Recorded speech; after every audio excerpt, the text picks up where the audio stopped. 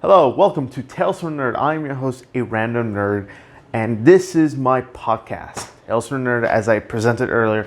Now, this podcast is really about me talking about the comics that comes out on Wednesdays and the news that's been going on for the week since I last recorded. So, last one I recorded was Monday, so Monday to Sunday. Today's Sunday that I'm recording. Now, last week was a slow week for comics, in my opinion. I know I talked a lot about comics last week. Now, this week's a heavy week for comics because it is War of the Realms tie-ins. Now, before I go into comics, now we're going to go to a flashback. A flashback? What do you mean a flashback? Yeah, I used to do unboxings. Now, I'm only going to do this really quick. I'm not going to do the full unboxing. If you don't know what a subscription service is, I'm going to do two boxes. Now, back around 2014, 2015, subscription boxes were very popular. And do I recommend these right now? No. These are things I just get for the free time. Now, I'm going to talk about the collector cord, which was owned by Funko, but then Funko said, no, I don't want this, and they gave it to Amazon. Now, Amazon does it, and it's free 2-day shipping. It's a $30 subscription service you get every 2 months. So, same thing, you get a shirt and a pop, an exclusive pop, but it's fallen quality quite a bit. Now, this is the box. This is for Avengers Endgame. We're just going to go through the items really quick. We're going to get a Spider-Man Far From Home one. So I'm going to put that later. If you haven't seen Endgame, this box is going to spoil it for you.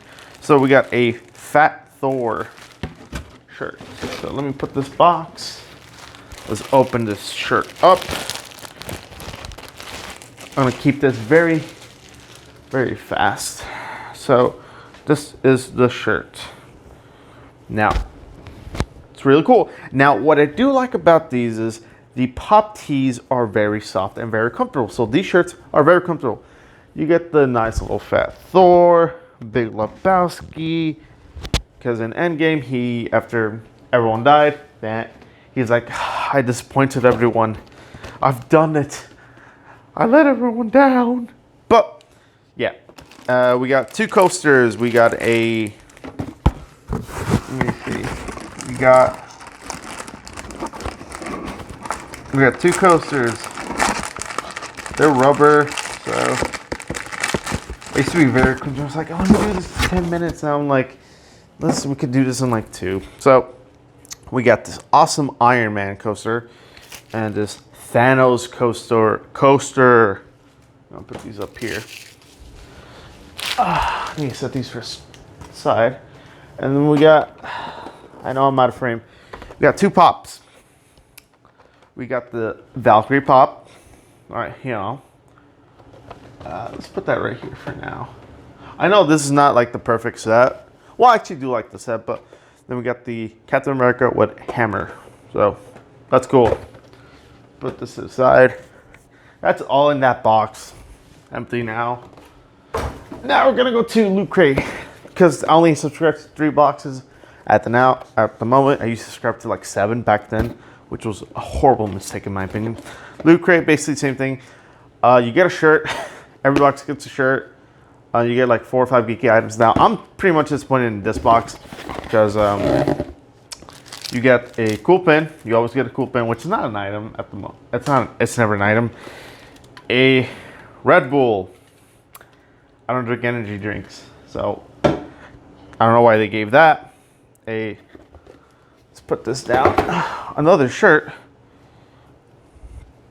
So it's Avengers theme because this is April's box. So let's put that shirt there. See, Loot Crate is messing up right now because they're far behind. I'm filming June. I haven't gotten May's box. That's how far behind they are. This box was supposed to come in April. I got it at the end of May. So let's continue on. We got 2 metal straws. I already saw what these are. We got 2 metal straws. Lame. I still like Loot Crate, but I wish they would come up with something else at the moment. Oh, this is my favorite item, which put this aside. This tells us what everything is in here. We got cool art prints. I love a good art print. There's 3 of them in here. And we got And Aquaman poster. Pretty dope. But I wish it didn't have all of this or that. And the movie already came out like on DVD in March. Why? The Red Bull contest, which you could do, and that fell. I really don't care. And then Target Practice. I already got this a couple years ago. Don't need it. I didn't even use it. And that's really, and we got the box. You can build the box too, but I really don't build them. Now, before I go on to this, let's see. Because if you see this Hulk and Captain Marvel one, this is their awesome 3D standee. Now, I do enjoy these. Now, whatever company makes these, you should make more, because they're really cool stuff. And when I open it, I'll pick everything up at the end. We got this awesome Captain America one. So, this is going to go up here at the moment. It's going to go in the middle. What the? Oh. Okay, so yeah, that's basically what I got in Loot Crate and everything else. Oh, the thing about Loot Crate, where is it? So, these are all the items you get. The comic stand, the mystery shirt, which, funny enough, is just recycled shirts. Because last month I got a X-Files shirt, which I already own. Makes no sense. And the coin that I never got, which nobody got. The 3 art prints, they're right here. The repeat items. So I already have this. I would have preferred the comic. The comic was pretty cool. I still have it. And the pin. And then the bonus item, the metal straws. Disappointing. $25. Nope. Not worth it. Avengers, Funko Marvel Collector, not worth it. It's not really worth your money. But that's my old stuff. Am I going to do it again? Maybe when I get Bandbox. But yeah, let's head to the news. Now, this coming Wednesday, June what? 5th? June 5th? Is it June 5th? Yeah, I think it's June 5th. Yeah, June 5th. We're going to get Adventures of Super Sons number 11. Written by Peter J. Tomasi. Art by Carlo Barberi and Matt Santorelli. Now, having been chased by Rex Luthor, yes, I'll give you a quick explanation if you haven't read Adventures of Super Sons, and his mini Legion of Doom, after being chased by Rex Luthor and his mini Legion of Doom, Superboy and Robin head to Earth for the final fight. Now, basically, this miniseries is set before the 16 great issues of Super Sons was like finished / canceled. Basically, this is set between that. It's just a 12-issue mini, and basically, this alien race, this kid from like a different alien race, has seen the adventures of Lex Luthor and many of its DC villains, and said, "Let me be my inspiration." So he became a Lex Luthor, and he created his own Legion of Doom. It's a pretty cool concept. It's worked so far. It's to create something for Superboy and Damian, aka Robin, to do, which I do like. Peter J. Tomasi, really good guy, and he has a really good writer, and he knows how to write Superboy and Damian Wayne, aka Robin. So, issue 11, is it your jumping on point? No, because next issue, which is next month, will be the final issue. Basically, if you read everything else, you could pick up the first 6 issues in trade and then just wait for this to end. Then you could pick up the second trade and have it all, or have it as a full trade. I think they have the first 6 parts in trade already. I'm not sure, but if I recommend, you got to wait for it to end and then you pick up trade. A good jumping on point? No. Is it a very good, fun series? Yes. You meet wacky characters like a robot version of Jonah Hex, and a trainee Green Lantern, and a prison full of many supervillains. Now, not a good jumping on point, but we're going to go to Batman and the Teenage Mutant Ninja Turtles number 3, issue 2. And this is a really good jumping because issue 1 came out like 2 weeks ago to a month, so you have a chance to catch up.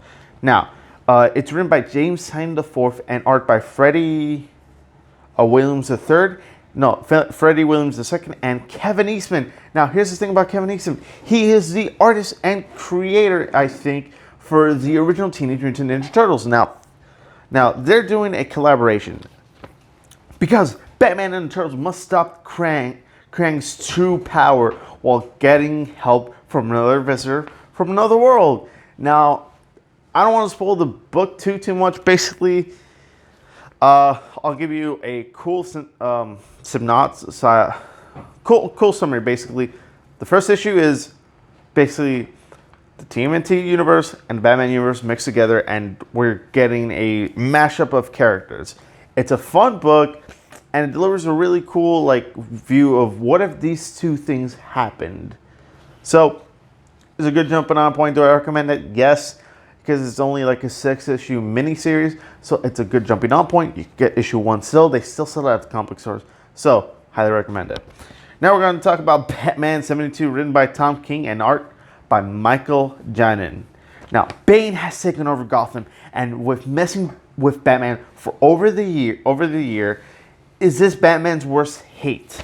Now, this series, since it began, Bane has been targeting Batman, has been breaking him emotionally and physically. He's broken the Bat physically. Now this time he's broken him mentally. With the fall of the marriage, with him going overboard, with him almost killing Freeze, and then having him confront his nightmares. I don't know where Bane's leading with this, but basically everything that has happened to Batman that's been bad, like the assassination of Nightwing, Bane has done it all. And this will create into City of War Bane. And I think this will be a good storyline. This is only part 3 at the moment. You can still get issue 70 and 71 on the comic stores. Is this a good jump on point? Yes, because you can still get the other issues. When it gets to 3 and 4, I know it's in 3, but 4, that's when you gotta be I gotta wait for this storyline to end to pick up. But basically, it's pretty interesting. It's just Bane breaking down Batman, make him think he's crazy, but he's not. Is it good jumping on point? Yes. If you love Batman, this may be your book, but check it out for yourself. Now I'm going to talk about Captain Marvel number 6, written by Kelly Thompson, art by Anapolia Martello. Now this is a War of the Realms tie-in. You can skip it or grab it. I'm grabbing it, but you don't have to skip it. You can skip it if you want. The Enchantress having taken over South Africa with her dead army. Captain Marvel leads a team of Doctor Strange and Black Widow to the land of the dead. Now, the current Captain Marvel series has been okay. The first issue was okay, it's interesting. 2 or 3, issue 2, 3, and 4 were what?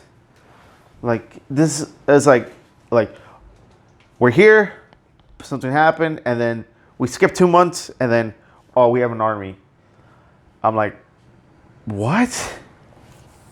I mean, it's an okay series. If you watch Captain Marvel, this is really not a good jumping on point. After this, I think you could jump on because that should be the new book. It should lead to a new storyline. Is it a good pickup? No. If you're loving War of the Realms, yes.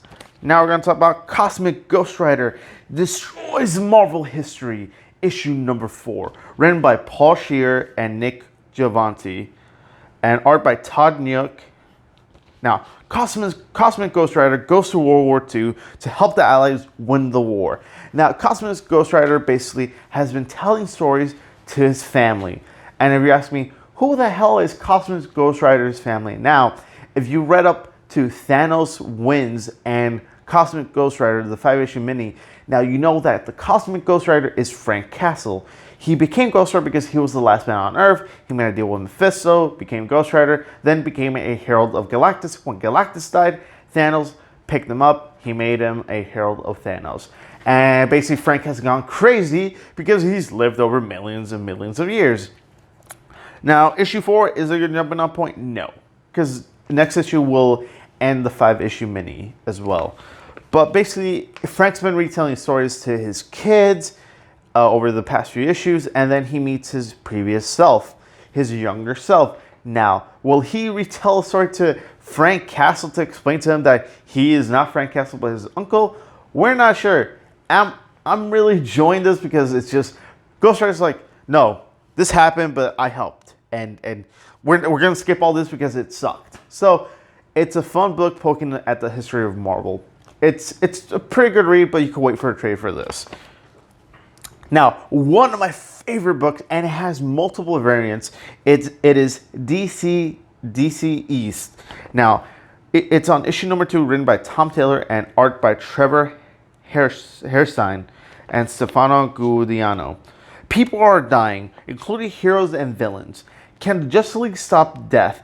Can they save themselves? Now, basically, this is zombies being introduced to the DC universe. This is not set in the normal DC universe. It's a Elseworld story where zombies are just rampant. It's because of the anti-life equation going to cyborg, creating a virus, and then it's infecting people, making them crazy, making them hunger for flesh, making them zombies. Now, it's really good.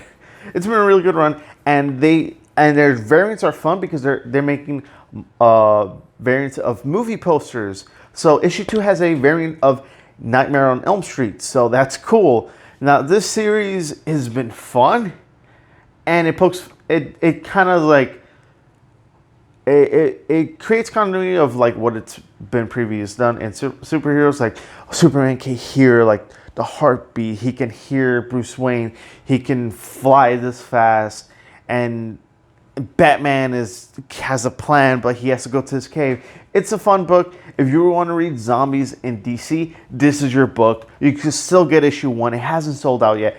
It's very fun if you want to read zombies. Now we're going to talk about Dead Man Logan number 8. Written by Ed Brisson and art by Mike Henderson. The Hulk child is hunted, but will they want him dead or under their control? Now, if you read Old Man Logan, Old Man Logan, aka Wolverine, killed Hulk, Bruce Banner, because over the years he's gone crazy, he got fat, and he took over America with the villains. No, he has a chunk of America that he owns called the Hulklands. Now, he killed Bruce Banner, and Bruce Banner had a kid, and Wolverine, aka Logan, is taking care of the kid, but he left because of Secret Wars, and he got thrown to the main Marvel universe. Now he's going back to his universe. He went back to his universe, and we see the child has grown. But remember, this is a Hulk child. He has power, and basically, do people want that power to control, to fear people, or do they want to kill that power? Now they will be hunted. This child will be hunted by like 3 groups. I remember from the description, because when I write these, I try to make up my own version of it. Sometimes it is just straight from the description, sometimes not. But I'm enjoying what they're doing with Dead Man Logan. It is not a good jumping on point because it's in issue 8 and it's a 12-issue maxi series. Now, is it a good jumping on point? No. But if you want to read Old Man Logan, you could pick up issues 6 and 7. That's when he goes to this universe, or issue 7. I think issue 7 is when he goes to the Old Man universe again.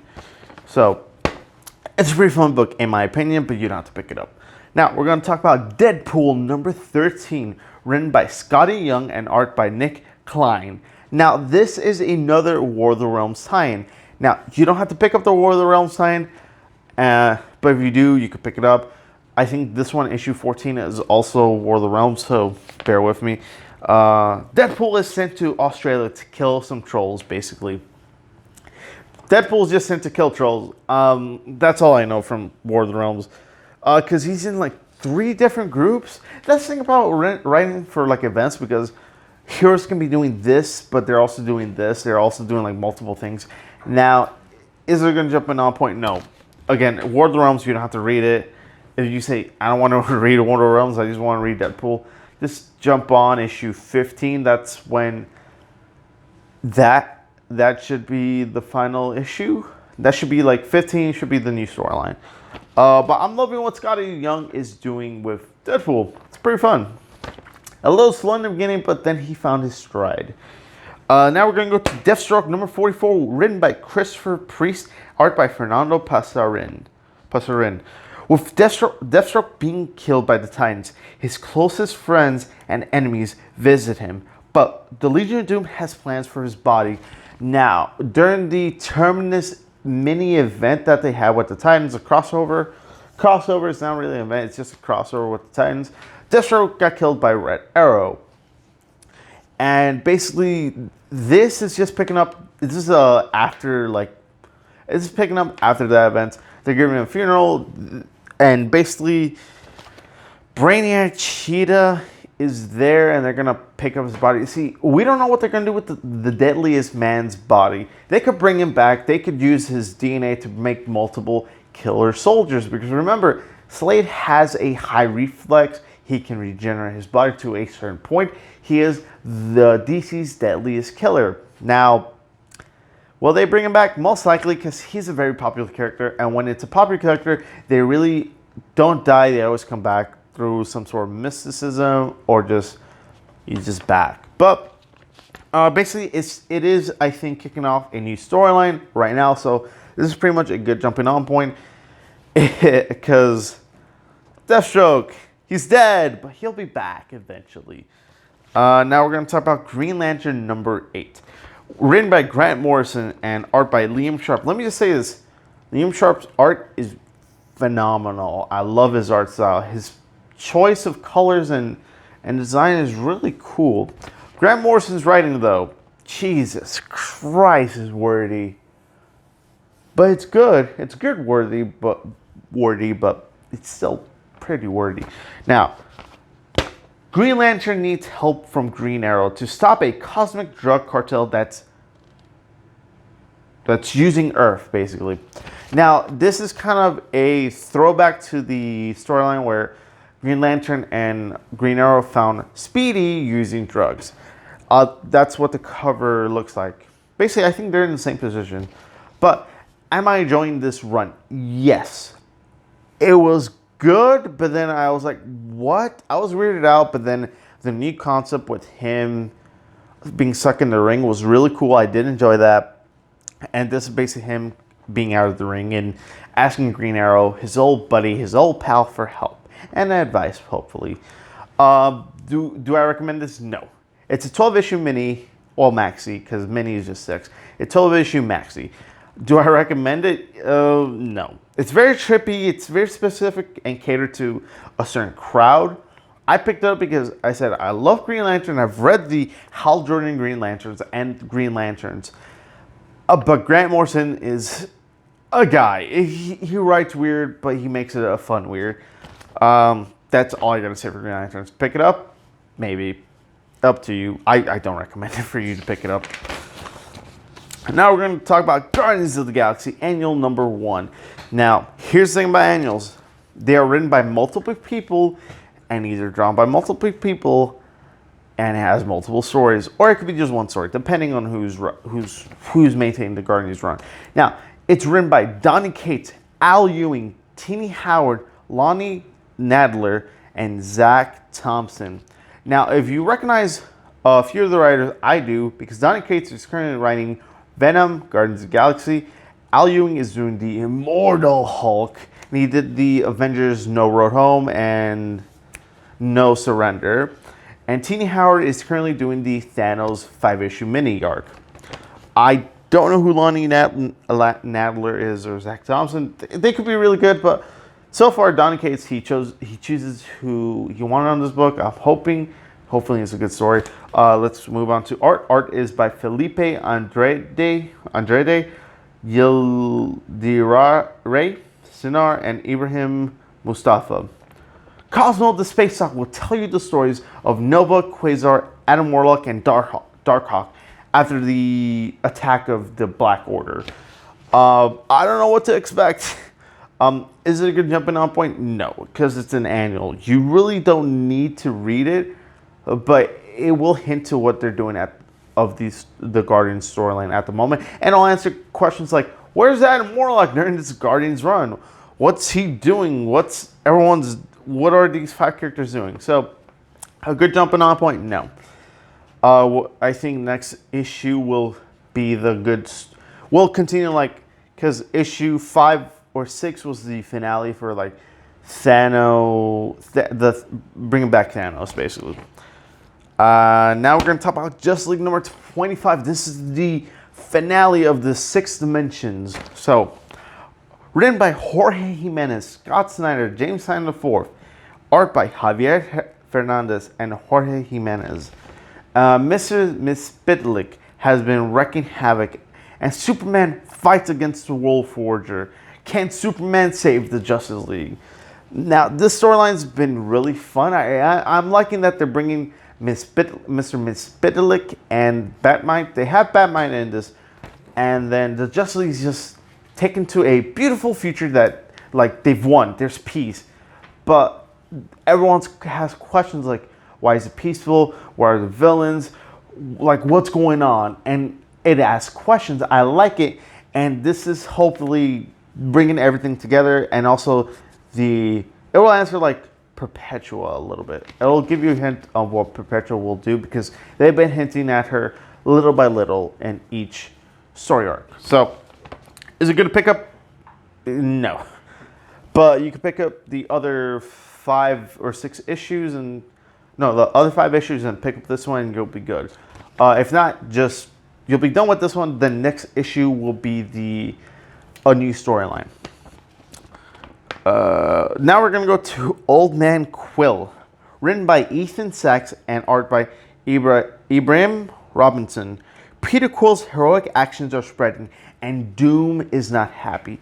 Now, this is set in the Old Man universe, so we really don't know if it's set after Old Man Logan, or like it wedges between, like it wedges before Logan is there. Logan is happy.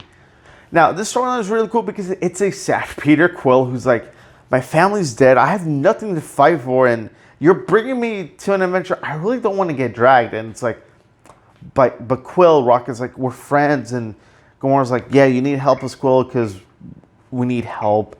You're a good leader. You can lead us. And Quill's like, let me get a drink. I really can't deal with this. And it's a really fun book. It's really fun, and it's already in what? Halfway through. It's a 12-issue maxi. Now, Ethan Sachs wrote the awesome Old Man Hawkeye, which is set before Old Man Logan. And let me say this. I'm happy someone's playing around with the Old Man universe, and we're playing with other characters. Like, what if we were to talk about this character for this storyline? What if we did this story for this character for 12 issues? I'm liking this. It's very fun. I recommend it, but a good jumping on point? No. Issue 1 is your jumping on point, and read from there. Now we're going to talk about Savage Avengers #2, written by Gary Duggan and art by Mike Deodato.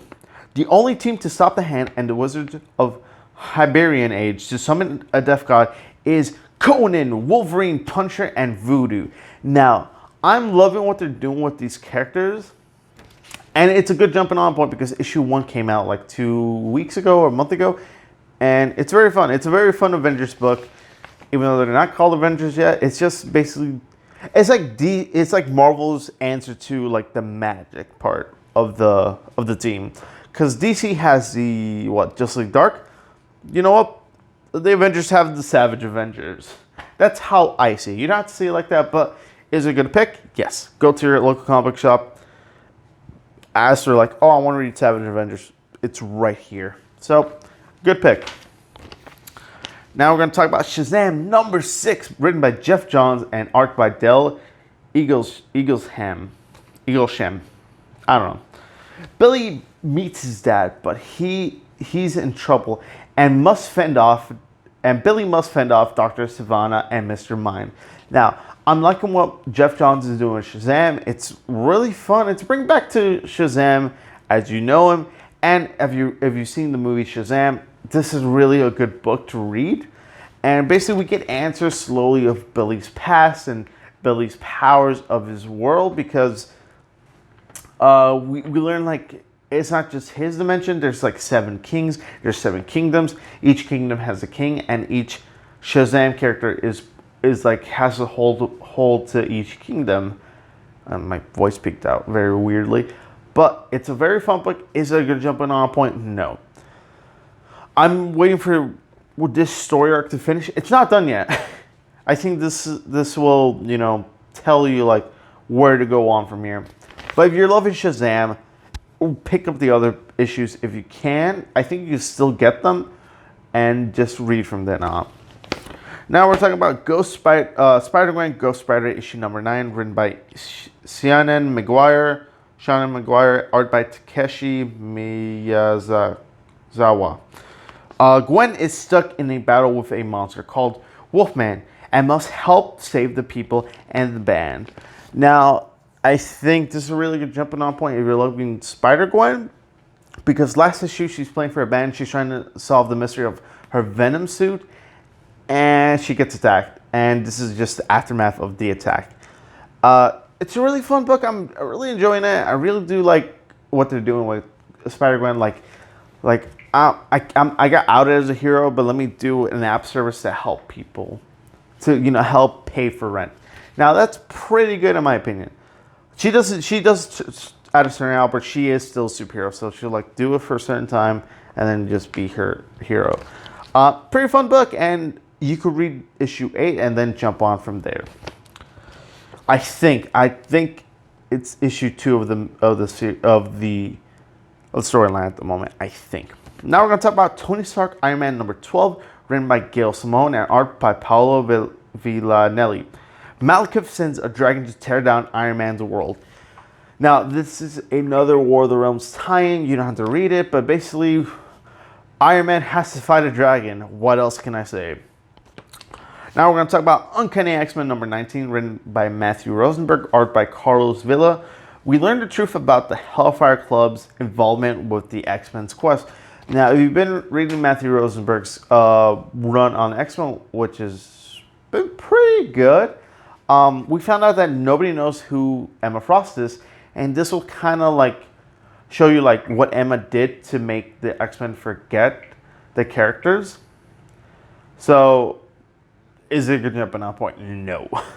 You have to read the past 2 issues to catch up on, but I'm liking it. The art can do a little bit better though. I will say I do enjoy what he's doing in his writing, but the art style can be a little bit more chosen. Now we're going to talk about War of the Realms number 5, written by Jason Aaron, art by Russell Dodderman. Malekith recruits an army of the dead to turn Earth into New Niflheim.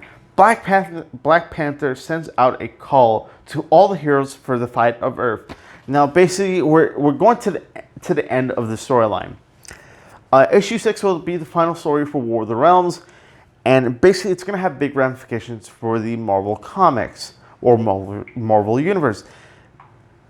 I'm expecting big stuff from this because it's been a story that's been built on for 5 years. Each character is doing each thing. There's multiple people, multiple teams, and hopefully it can converge everything to an epic battle, epic finale. Is it a good pickup? No. But if you're reading War of the Realms, you really need to pick up this book.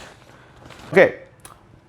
Now I'm going to talk about another book that's another War of the Realms tie-in, which is War of the Realms Journey into Mystery number 4, written by the McElroys, and art by Andre Lima Rujo.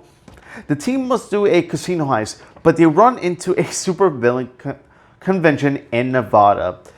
Now, Journey into Mystery is just, I think, Hawkeye with Miles Morales and other. I forgot what the. It's not a villain. It's a hero. Deathlock, and leading into with Thor. No, yeah, it's Thor and Thor's baby sister. Trying to get her into safety, basically traveling across the U.S., which is weird because the U.S. is already attacked by War of the Realms of Malekith. But is this something you need to pick up? No, it's just another War of the Realms tie-in. You really don't need to pick it up. But if you want to know the full story, you might as well pick it up. You don't have to.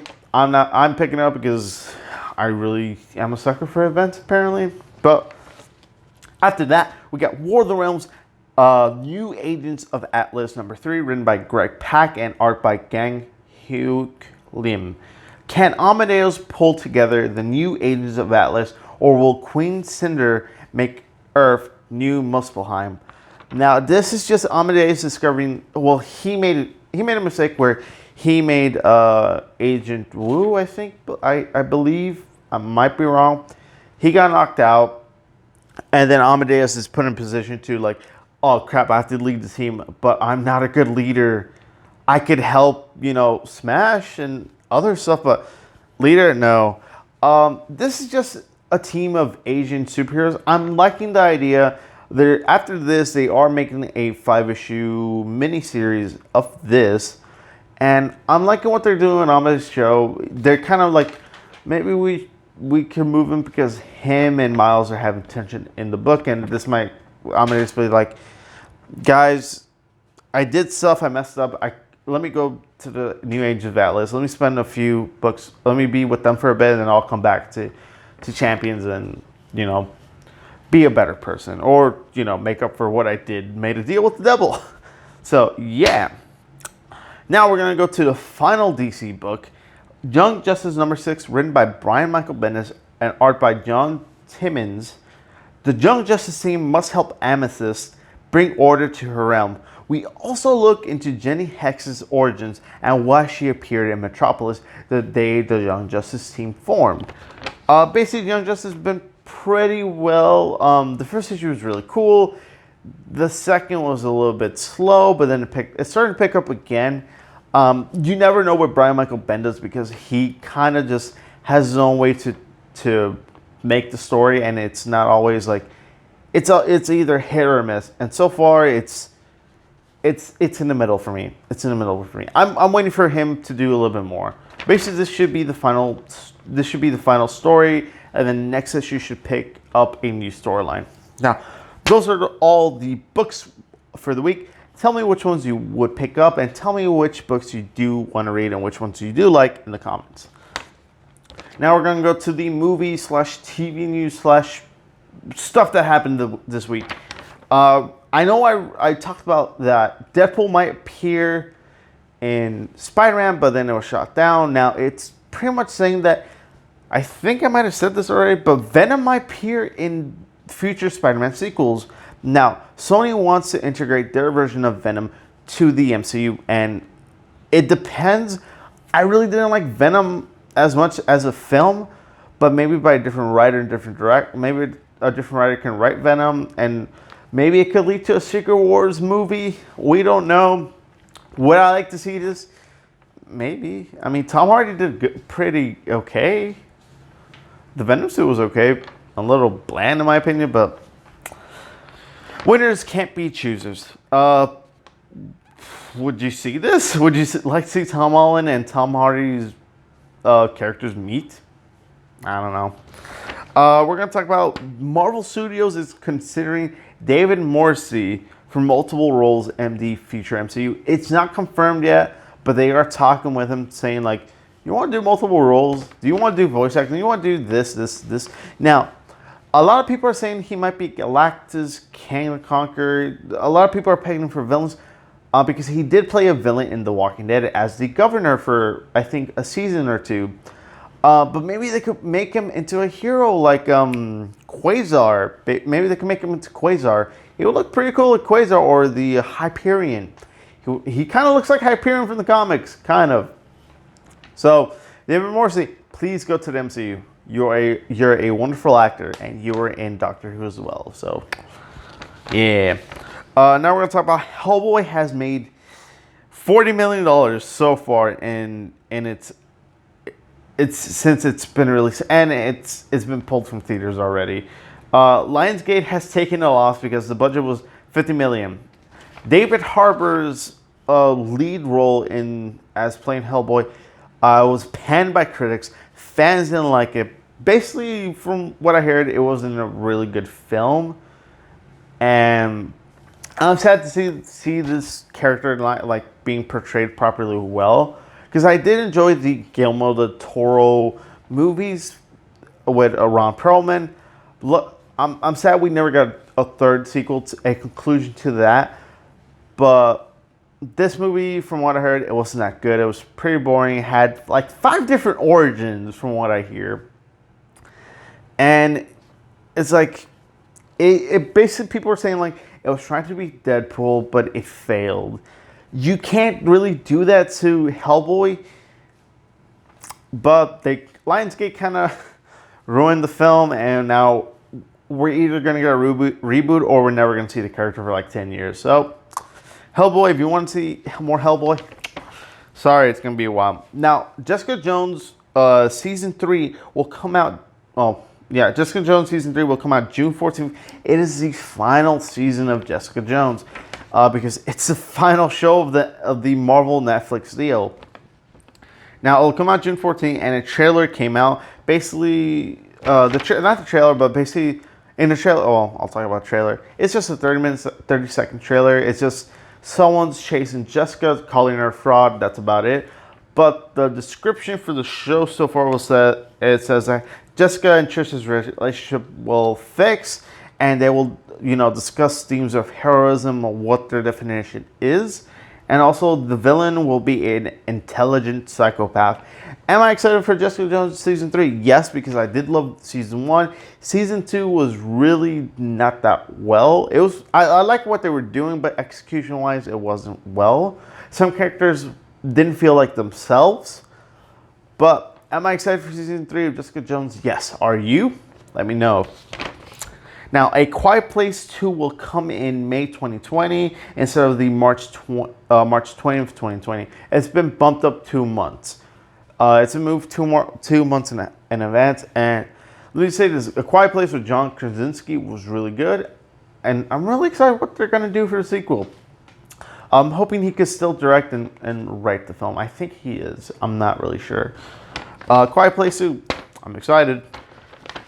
This is a little thing of info that we got from Chris Hemsworth when he did an interview for the Men in Black International. Chris Hemsworth was going to play Channing Tatum's Duke in G.I. Joe, but he chose not to do that film, or like there were scheduling problems. And he was also close to being Gambit in the X-Men Origins Wolverine films. Now, if he did those, he could never become Thor. I'm happy he never played those because yes, those characters went nowhere. Gambit just appeared in that film. There were talks that they were going to do his film, but it failed. And Channing Tatum was cast, but then Disney bought Fox, and now it's owned by Disney. And him playing Duke could have been interesting, but then again, they killed his character in G.I. Joe 2. So I'm happy Chris Hemsworth stayed at Thor because he's done wonderful work in Thor Ragnarok, Infinity War, and Endgame. So I'm really happy he chose a better career choice. Now, Black Widow has started filming in Norway, and there's actually shots of her in a beach running or in an island running. So I'm really excited. Now, they haven't confirmed Marvel hasn't confirmed that the Black Widow film. But we do know it's been in talks for years, and now they're finally filming it. Because they said after Endgame and after Spider-Man, they will announce the movie names, probably during San Diego Comic-Con. But we do know Black Panther 2 is having a movie, Black Widow, The Eternals, and Guardians of the Galaxy 3. That's pretty much all the movies we know of. Where am I? Now, Kingsman: The Great Game adds Liam Neeson to the film roster. Now, the Kingsman: The Great Game will be a prequel to the Kingsman franchise. It'll be set before the first film. Now, I did enjoy the first one. I did enjoy the second one. Am I excited to see a prequel? Yes, but I will be disappointed because we will not see Riggsy. Riggsy is the main character of the franchise, and maybe they can have a cameo, like have that story play out, and then just have him like, at the end of the film, like, so that's how we got created, because he's like, I'll hear the story, but I'll make a snarky comment. Now, I will probably see it, but maybe without Riggsy, I don't know. It's pretty hard when you love a character like Riggsy, who's pretty badass for like an 18, 19-year-old. Now we're going to talk about Joel Kinnaman returns as Rick Flag in the Suicide Squad movie, directed and written by James Gunn. Now, there were a lot of talks where they said he's in it, then he's not. A lot of cast people are switched. Like Will Smith's Deadshot is not in it. We're going to get Idris Elba, and people are saying that he might be playing Bronze Tiger. There's also rumors that Margot Robbie's in it, but then not. Viola Davis is still returning for Amanda Waller, and Jai Courtney is returning for Captain Boomerang. That's so far all we know, and it's also adding like other weird characters like King Shark. Now, I'm really excited because James Gunn knows how to write a film and he knows how to direct a film with his own style because he has a really cool stylistic style. I said style twice, but am I excited for the Suicide Squad? Yes, and I will try to keep more tabs on the news for that movie. The New Gods movie by DC will have Tom King co-write the film with director Ava DuVernay. Now, if you don't know who Tom King is, we did speak about it. I did talk about him last week when he got removed from the Batman book, and then he got moved to a 12-issue mini-week Batman and Catwoman. Now, he did do a Mr. Miracle run where he did, write a little bit for Darkseid. Now, hopefully he can do something because it's been a secret project he's been hinting at on Twitter and Instagram for a while. So, are we going to get the Darkseid chip scene? I don't know. Is he a really good choice to write a film? That's a very good question. Let me know in the comments. That's it for this side, and now we only got this page left, and then I'm done. You could stop hearing me talk for a while. What time is it? Oh, okay, it's not too bad. Legion got a new trippy trailer, and we see young Charles Xavier build and put on a Cerebro. Now, this will be the final season for Legion because remember, after this season, it's getting canned or they're filming a finale. We don't know because Fox got bought by Disney. So a lot of their shows got canceled. A lot of the movies got canceled. So this will be the final season, which is sad because this show is really good and shows like the weirder side of the X-Men. Now, I do like that it's not any other of the famous X-Men. It's Charles Xavier's son. And it's really good. It's really trippy too. It's like X-Men on drugs, basically. That's all I can say. And the show will come out June 24th. So that's the final season. If you have FX, go watch it there. Now, we're going to talk about, there isn't much. There's TV news. But movie, The Kitchen has a trailer. And it's basically about three ladies who become crime bosses in 1970s Hell's Kitchen. Has Melissa McCarthy as one of the main leads. Now, I didn't hear anything about this film. I think nobody did, but the trailer did present Melissa McCarthy being different because she's known as a comedic actress, and I don't think I've seen her in much serious work. And this is probably a good step for her to be like, I don't want to do any more comedies. I want to do a little bit more serious films. Am I really excited for this film? Yes, and it looks really good. Just watch the trailer. It's really good. It has really good imagery and just them like, I don't want to take crap anymore. Let me be my own boss. So, and she's doing it with two other characters, and it's set on a 3-issue or 4-issue mini book of literally called The Kitchen as well. It's weird that they're adapting this, but the trailer looks really good, and I'm really hoping that it does get the money it does to make it back, and hopefully it could bring Melissa McCarthy to it could open Melissa McCarthy to more different roles, to be more versatile in movies. Okay, a few more things. Rambo 5 has a trailer, and if you've been hearing about this Rambo 5, this will be the final Rambo film with Sylvester Stallone. He did confirm this will be the final film for him, and his character. Now, will it mean that he will retire or he will die? We don't know. The film hasn't come out yet. But basically, the synopsis is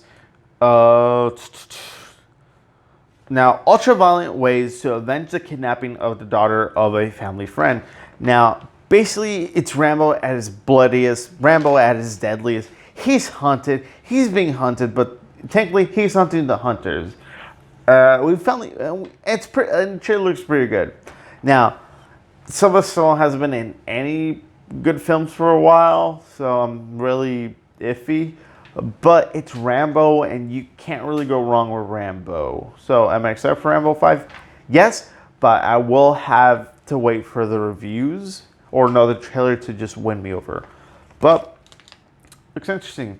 Now, this is the biggest news that we heard all week. It's been debated. It's been talked about. It's been odd. It's been like, no. Robert Pattinson has now been confirmed to be playing the Dark Knight. Now, I will say this. I will give the guy a chance because, again, we had Michael Keaton, Heath Ledger, also Ben Affleck has been like pushed aside. Said no, they're not going to be these characters. They don't know how to play them, and then they did play them well. But hopefully, I will give Robert Pattinson the.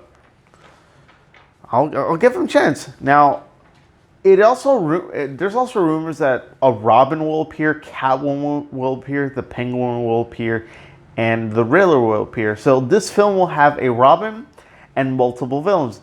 Now, I'm happy we're getting multiple villains, but I'm hoping we can see different villains as well. Because we've seen Penguin live action already. We've seen Catwoman. We've seen Riddler.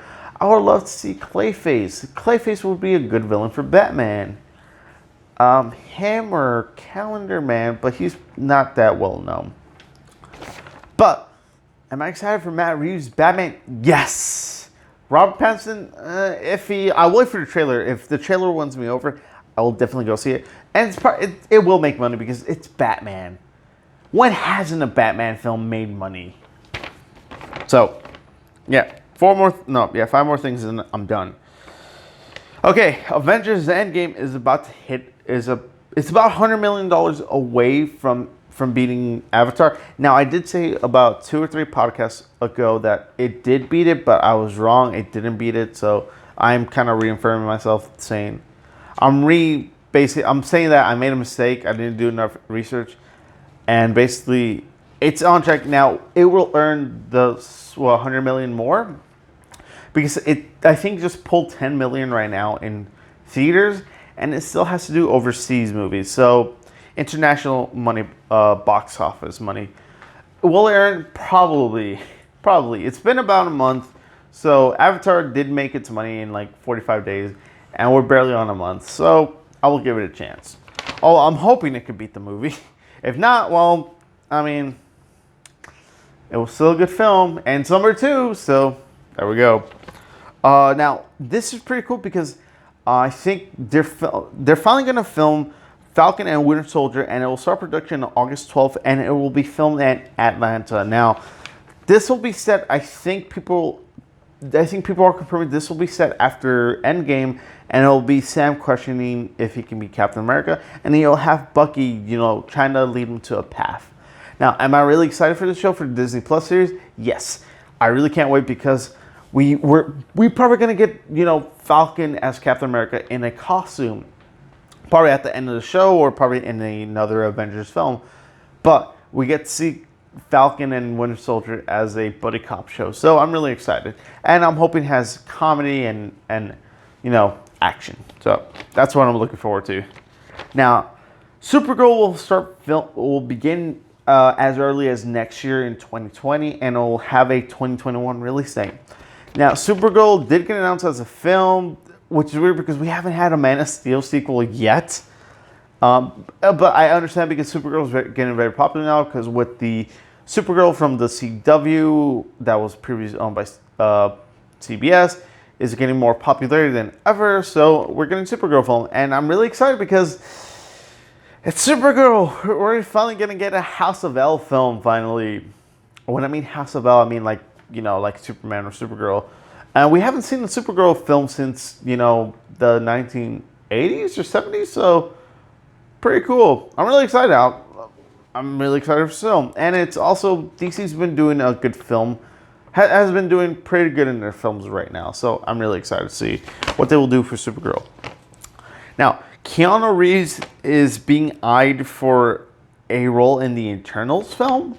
Now, his big comeback from John Wick to being in an MCU film will be interesting. So I'm really excited what they will have him as a role. Maybe Quasar, Icarus. No, Icarus I think already has been cast. Who could he play? Because see, I would love to see Keanu Reeves play a bad guy. He's done good guy roles. He kind of plays the anti-hero in John Wick. He's not really he's a good guy, but he's an anti-hero. I see him as an anti-hero, kind of. I don't see him as a complete hero, but I don't see him as a complete villain. Now, Keanu Reeves can pull off a villain. John Wick kind of shows that, like, I'm a badass, but, like, I have rules.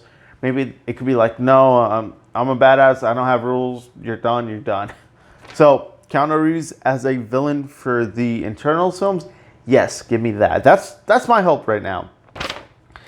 And the last news of the day is Godzilla has made $49 million domestic, which is America, and $130 million internationally, basically China, Hong Kong, Japan, every other place. And it's short. It didn't make. It's funny because the sequel, the first film made more than the sequel, which is a little concerning because when you make a sequel, you expect more. Now, I haven't seen Godzilla just yet, but I might see it on a Tuesday. I was hyped for it, but then I got busy. I was doing other stuff. But would I say a kaiju fight? Yes. And hopefully it's really good. I heard a lot of stuff, so hopefully I can watch it and be like, hopefully I can make my own opinion. I mean, I do like my own opinion sometimes. But am I excited for Godzilla? Maybe. But that is all. Please tell me what you guys like. Please tell me what you want me to talk more. Please follow me on Instagram, on Twitter. I think it should be all the same handle, arandomnerd2016. I just have those two social medias. And I hope you have a wonderful day. Take care. Have a fantastic day. And you will hear me next week on Wednesday. Bye-bye.